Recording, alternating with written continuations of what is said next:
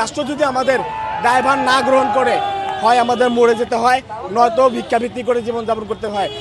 আমাদের যে কাজগুলো আমরা করতে পারি, আমাদের সেই কাজগুলোর মধ্যে যদি নিয়োগ দেওয়া হয়, আমরা ন্যায্যতা সমতার ভিত্তিতে এই দেশে আমরা বসবাস করতে পারি, দুবেলা দুমুঠো ডাল ভাত খেয়ে বেঁচে থাকতে পারি।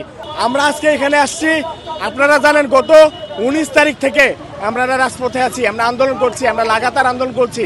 আমাদের আন্দোলন এই জাদুঘরের সামনে থেকেই শুরু হয়েছিল। প্রধান উপদেষ্টার বাসভবন উপলক্ষে আমরা রওনা করেছিলাম, কিন্তু পুলিশ সেদিনও আমাদের উপর লাঠিচার্জ করে আন্দোলন ছত্রভঙ্গ করে দেয়। পরবর্তীতে আমরা ঢাকা বিশ্ববিদ্যালয়ের রাজু ভাস্কর্যের নিচে অবস্থান গ্রহণ করি। পদ্মা সেতু, মেট্রো রেল এবং এলিভেটেড এক্সপ্রেসওয়ে নির্মাণের গর্বিত অংশীদার বসুন্ধরা সিমেন্ট।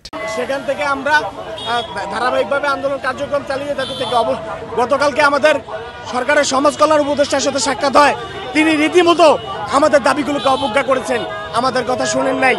তার নাকি রিসার্চ করতে হবে, অথচ আমরা শূন্য পদ কোথায় প্রতিবন্ধী ব্যক্তিরা ভালোভাবে কাজ করতে পারে সেগুলো দেখিয়ে দিয়েছিলাম। আপনারা জানেন আমরা ঢাকা বিশ্ববিদ্যালয়, চট্টগ্রাম বিশ্ববিদ্যালয় সহ দেশের বিভিন্ন স্বনামধন্য পাবলিক বিশ্ববিদ্যালয় এবং ন্যাশনাল ইউনিভার্সিটি থেকে পড়াশোনা করে আমরা আজকে বেকার অবস্থায় আছি। অন্য সাধারণ মানুষের মতো আমরা চাইলেও সব ধরনের কাজ করতে পারি না, আমাদের লিমিটেশন আছে। আমাদের যে কাজগুলো আমরা করতে পারি, আমাদের সেই কাজগুলোর মধ্যে যদি নিয়োগ দেওয়া হয়, আমরা ন্যায্যতা সমতার ভিত্তিতে এই দেশে আমরা বসবাস করতে পারি, দুবেলা দুমুঠো ডাল ভাত খেয়ে বেঁচে থাকতে পারি। কিন্তু আপনারা যদি রাষ্ট্র যদি আমাদের দায়ভার না গ্রহণ করে, হয় আমাদের মরে যেতে হয়, নয়তো ভিক্ষাবৃত্তি করে জীবনযাপন করতে হয়।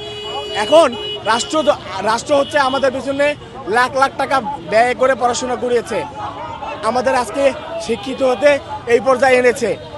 তাহলে কেন আমাদের রাষ্ট্র চাকরির ব্যবস্থা করবে না? রাষ্ট্র কেন আমার সাথে বৈষম্যমূলক আচরণ করবে? এই জন্য আমরা চাই মাননীয় প্রধান উপদেষ্টার সাথে দেখা করে আমাদের দাবি দাবাগুলো আদায় করতে চাই। তার নির্বাহী আদেশের মাধ্যমে যেন আমাদের কর্মসংস্থানের ব্যবস্থা হয়।